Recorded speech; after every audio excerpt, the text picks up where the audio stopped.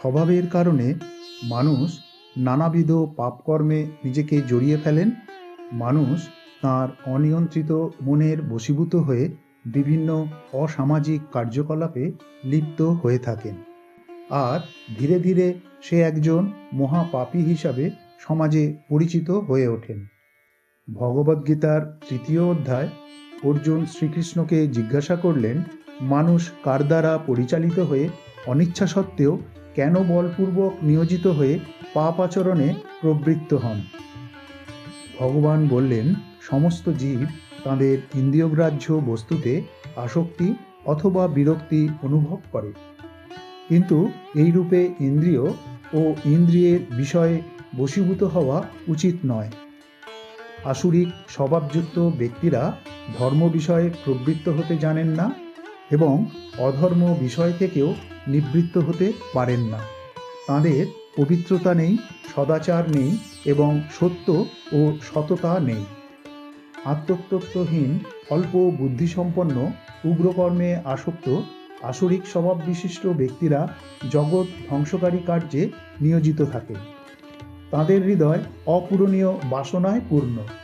অহংকার, মান ও মদ যুক্ত হয়ে তারা অপবিত্র কার্যে ব্রতী হয়ে থাকেন এবং মোহবশত অসৎ বিষয়ে প্রবৃত্ত হন। এইরূপ আসুরিক স্বভাবযুক্ত ব্যক্তিরা বলেন, এই জগৎ মিথ্যা, অবলম্বনহীন এবং অবিনশ্বর। কামবশত স্ত্রী ও পুরুষের মিলনেই এই জগৎ উৎপন্ন হয়েছে। অপরিমেয় দুঃখ দুশ্চিন্তার আশ্রয় গ্রহণ, অসংখ্য পাপে আবদ্ধ হওয়া এবং কাম ও ক্রোধের অধীন হয়ে তারা বিষয়ভোগের জন্য নানা রকম অসৎ উপায়ে অর্থ সংগ্রহের চেষ্টা করে। মৃত্যুকাল পর্যন্ত ইন্দ্রিয় সুখভোগকেই তারা জীবনের উদ্দেশ্য বলে মনে করেন। নানা প্রকার দুশ্চিন্তায় বিভ্রান্ত হয়ে এবং মোহজালে বিজড়িত হয়ে কামভোগে আসক্ত চিত্ত আসরিক স্বভাবযুক্ত ব্যক্তিরা অশুচি নরকে পতিত হন। ভগবান শ্রীকৃষ্ণ বললেন, হে অর্জুন, রজগুণ থেকে উদ্ভূত কাম মানুষকে এই পাপ কার্যে প্রবৃত্ত করে এবং এই কাম ক্রোধে পরিণত হয়।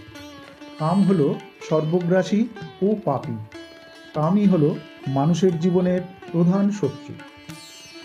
মানুষের শুদ্ধ চেতনা এই কামরূপ শত্রু দ্বারা আবৃত থাকে। দুর্বার গতিসম্পন্ন আগুনের মতো এই কাম সর্বদা অতৃপ্তই থাকে।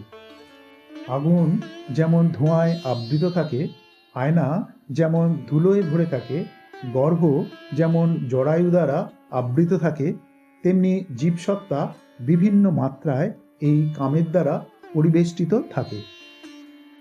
এই কামের আশ্রয় হল মানুষের ইন্দ্রিয়সমূহে, মানুষের মনে ও মানুষের বুদ্ধিতে। ফলে এই কাম মানুষের প্রকৃত জ্ঞানকে আচ্ছন্ন করে রাখে ও তাকে বিভ্রান্ত করে তোলে।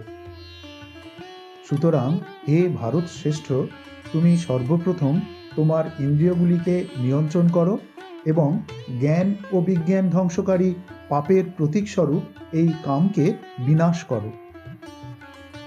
জড় পদার্থ থেকে ইন্দ্রিয় শ্রেয়, ইন্দ্রিয় থেকে মন শ্রেয়, মন থেকে বুদ্ধি এবং সেই বুদ্ধি থেকেও আত্মা শ্রেয়।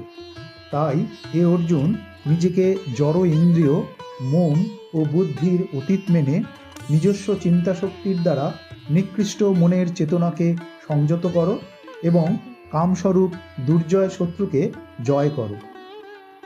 তাই ভগবান শ্রীকৃষ্ণ ধ্যানযোগের ৫ম শ্লোকে বলেছেন, মানুষের কর্তব্য তার মনের দ্বারা নিজেকে জড়জগতের বন্ধন থেকে উদ্ধার করা। মনের দ্বারা আত্মাকে অধঃপতিত করা কখনো উচিত নয়। মন জীবের অবস্থা ভেদে বন্ধু অথবা শত্রু হয়।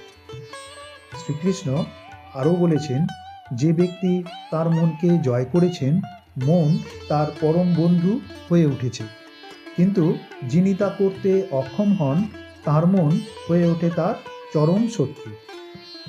পাপকে ঘৃণা করুন, মনকে সুদৃঢ় করে মনকে নিয়ন্ত্রণ করুন। মনকে জয় করতে পারলে আপনি আর মনের অধীন হয়ে থাকবেন না। পাপ ও অসৎ কার্য থেকে তখন আপনার মনই আপনাকে রক্ষা করবে। সুতরাং মনকে নিয়ন্ত্রণ করুন, নিজেকে শুভকর্মে নিয়োজিত করুন এবং এক নির্মল সুস্থ জীবন অতিবাহিত করুন। ভালো লাগলে লাইক, শেয়ার ও সাবস্ক্রাইব করার অনুরোধ রইল। ভিডিওটি সম্পূর্ণ দেখার জন্য ধন্যবাদ। রাধে রাধে। জয় শ্রীকৃষ্ণ।